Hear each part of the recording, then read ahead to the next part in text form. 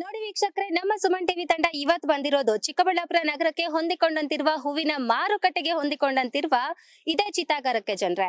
ಈ ಚಿತಾಗಾರ ಕನ್ಸ್ಟ್ರಕ್ಷನ್ ಮಾಡಿ ಈಗಾಗಲೇ 6 ವರ್ಷ ಆಗಿರುತ್ತೆ. ಆದ್ರೆ ಈ ಚಿತಾಗಾರದಲ್ಲಿ ಒಂದೇ ಒಂದು ಹೆಣ ಕೂಡ ಸುಟ್ಟಿರೋದಿಲ್ಲ. ಇದಕ್ಕೆ ರೀಸನ್ ನಗರಸಭೆಯವರೇ ಕೊಡ್ಬೇಕಾಗುತ್ತೆ, ಅವರೇ ಎಚ್ಚೆತ್ತುಕೊಂಡು ಇದಕ್ಕೆ ರೀಸನ್ ಕೊಡ್ಬೇಕಾಗುತ್ತೆ. ಇದು 3 ಕೋಟಿ ವೆಚ್ಚದಲ್ಲಿ ಮಾಡಿರ್ತಕ್ಕಂತಹ ಯೋಜನೆ. ಈಗಾಗಲೇ ಆ ಹಣ ಯಾರ್ಯಾರ ಕೈ ಸೇರ್ಬೇಕೋ, ಯಾರ್ಯಾರ ಹೊಟ್ಟೆಗೆ ಸೇರ್ಬೇಕೋ ಎಲ್ಲಾನು ಸೇರಾಗಿದೆ. ಆದ್ರೆ ಯಾರಿಗೆ ಇದು ಉಪಯೋಗಕ್ಕೆ ಬರ್ಬೇಕು ನೋಡಿ, ಅವ್ರಿಗೆ ಮಾತ್ರ ಇದು ಉಪಯೋಗಕ್ಕೆ ಬಂದಿಲ್ಲ. ಸಾರ್ವಜನಿಕ ಉಪಯೋಗಕ್ಕೆ ಈ ಯೋಜನೆ ಇದುವರೆಗೂ ಬಂದಿಲ್ಲ.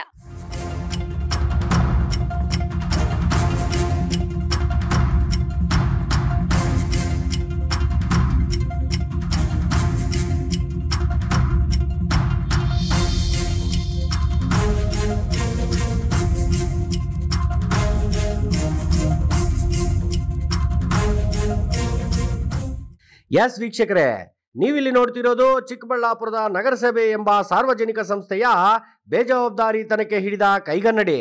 ಇದನ್ನು ನೋಡಿದರೆ ನಗರಸಭೆಯ ಚುನಾಯಿತ ಜನಪ್ರತಿನಿಧಿಗಳ ಮತ್ತು ಅಧಿಕಾರಿಗಳ ಕಾರ್ಯಶೈಲಿ ಯಾವ ಮಟ್ಟದಲ್ಲಿದೆ ಅನ್ನೋದು ಸ್ಪಷ್ಟವಾಗುತ್ತದೆ.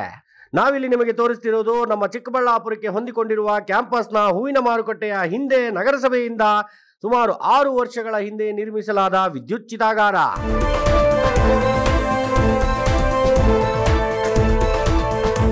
ಈ ವಿದ್ಯುತ್ ಚಿತಾಗಾರ 3 ಕೋಟಿ ವೆಚ್ಚದಲ್ಲಿ ವಿಶೇಷ ಅನುದಾನದಲ್ಲಿ ಕೈಗೆತ್ತಿಕೊಂಡ ಯೋಜನೆ. ಪ್ರಾಕ್ಟಿಕಲ್ ಆಗಿ ನೋಡಿದ್ರೆ ಈ ವಿದ್ಯುತ್ ಚಿತಾಗಾರ ಇಷ್ಟೊತ್ತಿಗಾಗಲೇ ಜನರ ಉಪಯೋಗಕ್ಕೆ ಬರಬೇಕಿತ್ತು. ಬಟ್ ಇಲ್ಲಿನ ಪರಿಸ್ಥಿತಿ ನೋಡಿದ್ರೆ 6 ವರ್ಷ ಇರಲಿ, ಇನ್ನು 12 ವರ್ಷ ಆದರೂ ಚಾಲನೆಯಾಗೋ ಯಾವ ಸೂಚನೆಗಳೂ ಇಲ್ಲ.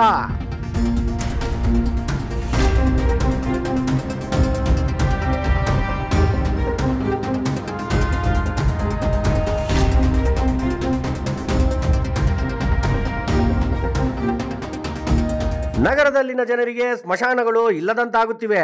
ಇದ್ರೂ ಸ್ಮಶಾನಗಳಲ್ಲಿ ಜಾಗ ಇಲ್ಲ ಮತ್ತು ಅನಾಥ ಶವಗಳನ್ನ ಉದ್ದೇಶವಾಗಿಟ್ಟುಕೊಂಡು ರೂಪಿಸಲಾದ ಯೋಜನೆ ಇದು. ನಮ್ಮ ಕರ್ಮ ನೋಡಿ, ಶುರುವಾದ 6 ವರ್ಷಗಳಿಂದಲೂ ಕುಂಟುತ್ತಲೇ ಸಾಗಿರುವ ಈ ಚಿತಾಗಾರದ ಕಾರ್ಯ ಇನ್ನೂವರೆಗೂ ಮುಗಿದಿಲ್ಲ. ಇನ್ಫ್ಯಾಕ್ಟ್ ಮುಗಿಯೋದು ಇಲ್ಲ ಅನ್ಸುತ್ತೆ ಬಿಡಿ.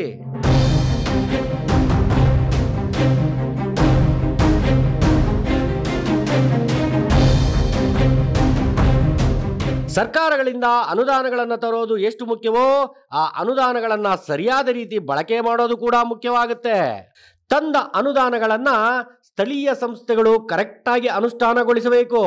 ಅದರ್ವೈಸ್ ಸರ್ಕಾರದ ಹಣ ಅಂದ್ರೆ ಜನರ ಮುಖಾಂತರ ಕಲೆಕ್ಟ್ ಆದ ತೆರಿಗೆ ಹಣ ಹೊಳೆಯಲ್ಲಿ ಹುಣಸೆ ಹಣ್ಣು ತೊಳೆದ ಹಾಗೆ ಅಷ್ಟೇ.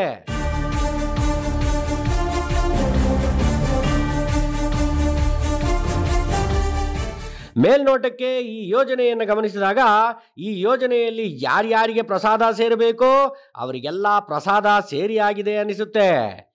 ಸೇರಿದ ಪ್ರಸಾದಗಳನ್ನ ನೈವೇದ್ಯದಂತೆ ಸ್ವೀಕರಿಸಿದ ಮಂದಿ ನಮಗೇನು ಸಂಬಂಧವೇ ಇಲ್ಲ ಅನ್ನೋ ಹಾಗೆ ತೆಪ್ಪಗಾಗಿ ಬಿಟ್ಟಿದ್ದಾರೆ. ಇನ್ನು ಈ ಚಿತಾಗಾರದ ಬಗ್ಗೆ ನಗರಸಭೆಯ ಈಗಿನ ಹಾಲಿ ಅಧ್ಯಕ್ಷರಾದ ಗಜೇಂದ್ರರವರನ್ನು ಕೇಳಿದಾಗ ಈ ಯೋಜನೆ ನಮ್ಮ ಈಗಿನ ಸಂಸದರಾದ ಡಾಕ್ಟರ್ ಕೆ ಸುಧಾಕರ್ ರವರು ರಾಜ್ಯ ಸರ್ಕಾರದ ಸಚಿವರಾಗಿದ್ದಾಗ ಈ ಯೋಜನೆಯನ್ನು ರೂಪಿಸಿ ಅದಕ್ಕೆ ಬೇಕಾದ ಅನುದಾನವನ್ನು ತಂದಿದ್ದರು. ಆದರೆ ಈ ಯೋಜನೆಯನ್ನ ಇನ್ನೂ ಅನುಷ್ಠಾನಗೊಳಿಸೋಕೆ ಆಗಿಲ್ಲ. ಖಂಡಿತ ಈ ವಿಚಾರವನ್ನ ಪರಿಶೀಲಿಸಿ ಆಗಬೇಕಾದ ಕೆಲಸವನ್ನ ಮಾಡುತ್ತೇವೆ ಎಂದರು. ಇದು ಬಂದು ಕಳೆದ ಅವಧಿಯಲ್ಲಿ ಮಾನ್ಯ ಡಾಕ್ಟರ್ ಕೆ ಸುಧಾಕರ್ ಅವರು ಸಚಿವರಾಗಿದ್ದಾಗ ವಿಶೇಷ ಅನುದಾನದಲ್ಲಿ ಸುಮಾರು ಅಂದಾಜು ವೆಚ್ಚ 2,08,00,000 ಅಂದಾಜು ವೆಚ್ಚದಲ್ಲಿ ಇದು ಕ್ಲಿಮಿಟೋರಿಯಂ ಬಿಲ್ಡಿಂಗ್ ಅನ್ನು ಏನು ಚಿಕ್ಕಬಳ್ಳಾಪುರದಲ್ಲಿ ಎಲ್ಲಾ ಸ್ಮಶಾನಗಳು ಜಾಗ ತುಂಬೋಗ್ತಾ ಇರೋದ್ರಿಂದ, ಜಾಗ ಕಡಿಮೆ ಇರೋದ್ರಿಂದ ಅದನ್ನ ಒಂದು ಬರ್ನಿಂಗ್ ರೂಪದಲ್ಲಿ ಎಲ್ಲ ಅವರೇ ಎಸ್ಟಿಮೇಟ್ ಮಾಡಿಸಿ ಎಲ್ಲ ಅವರ ಅವಧಿಯಲ್ಲೇ ಎಲ್ಲ ಆಗಿದೆ. ಈಗ ಎಲ್ಲ ಪೂರ್ಣ ಆಗಿದೆ, ಸಂಪೂರ್ಣ ಪೂರ್ಣ ಆಗಿದೆ. ಇನ್ನೇನು ಕೆಲವೇ ದಿನಗಳಲ್ಲಿ ಅದು ಸೇವೆಗಾಗಿ ನಾವು ಸಿದ್ಧತೆಗಳೆಲ್ಲ ರೆಡಿ ಆಗಿದೆ. ಈಗ ಒಂದು ಬೋರ್ವೆಲ್ ಕೂಡ ಹಾಕ್ಸಿದೀವಿ, ಅದಕ್ಕೆ ಪಂಪು ಮೋಟ್ರ್ ಕೂಡ 2-3 ದಿನದಲ್ಲಿ ಇಳಿಸ್ತಕ್ಕಂಥ ವ್ಯವಸ್ಥೆ ಕೂಡ ಆಗಿದೆ. ಪೈಂಟಿಂಗ್ ಎಲ್ಲ ಆಗಿದೆ, ಮೊನ್ನೆ ಟೆಸ್ಟಿಂಗ್ ಕೂಡ ಆಗಿದೆ. ಈಗ ಅದನ್ನ ವ್ಯವಸ್ಥೆ ಬಂದು ಮೊನ್ನೆ ಇಶಾ ಫೌಂಡೇಶನ್ ಅವರು ನಾವು ಅದನ್ನ ಉಚಿತವಾಗಿ ಜನಗಳಿಗೆ ಸೇವೆ ಕೊಡಬೇಕಂತ ಹೇಳ್ಬಿಟ್ಟು ಅವ್ರು ಮುಂದೆ ಬಂದಿದ್ದಾರೆ, ನಮ್ಮಲ್ಲಿ ಬಂದು ಮನವಿ ಮಾಡ್ಕೊಂಡಿದ್ದಾರೆ. ಅವ್ರಿಗೆ ಇದೇನು ಪ್ರಾರಂಭ ಏನು ಯಾವತ್ತು ನಾವು ಮಾಡ್ತೀವೋ ಅವತ್ತಿಂದನೇ ಅವ್ರಿಗೆ ನಾವು ಕೊಡ್ಬೇಕಂತ ಹೇಳ್ಬಿಟ್ಟು ಮಾನ್ಯ ಸಂಸದರು ಡಾಕ್ಟರ್ ಸುಧಾಕರ್ ಅವ್ರ ಜೊತೆಲಿ ಮಾತಾಡಿ ತೀರ್ಮಾನ ತೆಗೆದುಕೊಂಡಿದ್ದಾರೆ. ಇವತ್ತು ನಾವು ನಮ್ಮ ನಗರಸಭೆ ವತಿಯಿಂದ ಏನೇನಲ್ಲಿ ಬಾಕಿ ಇದೋ ಅದನ್ನೆಲ್ಲ ರೆಡಿ ಮಾಡಿದೀವಿ. ಇನ್ನು ಹತ್ತಿರದಲ್ಲಿ ಶೀಘ್ರದಲ್ಲೇ ಅದನ್ನ ಓಪನ್ ಮಾಡ್ತೀವಿ ಅಂತೇಳಿ ಹೇಳಿಕ್ಕೆ ಇಷ್ಟಪಡ್ತೀನಿ. ಇಲ್ಲ ಈಗ ಸಂಪೂರ್ಣವಾಗಿ ಎಲ್ಲ ಮುಗ್ದಿದೆ. ಈಗ ಎಲ್ಲ ಮೊನ್ನೆ ಎಲ್ಲ ರೀಸೆಂಟ್ ಆಗಿ ಪೈಂಟಿಂಗ್ ಮಾಡಿ ಗ್ಯಾಸ್ ಬರ್ನಿಂಗ್ ಎಲ್ಲ ಇನ್ಸ್ಟ್ರೂಮೆಂಟ್ ಎಲ್ಲ ತರಿಸಿ ಅದನ್ನು ಎಲ್ಲ ಟೆಸ್ಟಿಂಗ್ ಕೂಡ ಆಗಿದೆ. ಎಲ್ಲ ನಾವು ನಗರಸಭೆಯಿಂದ ಇಂಜಿನಿಯರ್ಸ್ ನಾವೆಲ್ಲ ಹೋಗಿ ಸ್ಥಳಕ್ಕೆ ಭೇಟಿ ಕೊಟ್ಟು ಸುಮಾರು ಬಾರಿ ಭೇಟಿ ಕೊಟ್ಟಿದ್ದೀವಿ. ಈಗೆಲ್ಲ ಟೆಸ್ಟಿಂಗ್ ಕೂಡ ಆಗಿದೆ.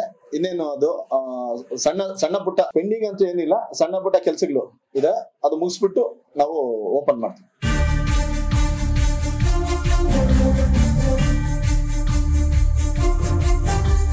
ನಗರಸಭೆಯ ಆಯುಕ್ತರದ್ದು ಕೂಡ ಹೆಚ್ಚು ಕಡಿಮೆ ಇದೇ ರೀತಿಯ ಹಾರಿಕೆಯ ಉತ್ತರ ಬಿಟ್ರೆ ಇನ್ನೇನು ಪ್ರಯೋಜನ ಕಾಣಲಿಲ್ಲ. ನಗರಸಭಾ ಸದಸ್ಯರಾದ ಶ್ರೀಯುತ ಮಹಾಕಾಳಿ ಬಾಬುರವರನ್ನ ಈ ವಿಚಾರವಾಗಿ ನಮ್ಮ ತಂಡ ಮಾತನಾಡಿಸಿದಾಗ, ಹೌದು ಸರ್, ಈ ಯೋಜನೆ ಕೈಗೆತ್ತಿಕೊಂಡು 6 ವರ್ಷಗಳೇ ಕಳೆದಿವೆ, ಆದರೆ ಪೂರ್ಣಗೊಳಿಸಿ ಜನರ ಉಪಯೋಗಕ್ಕೆ ಮಾತ್ರ ಕೊಟ್ಟಿಲ್ಲ.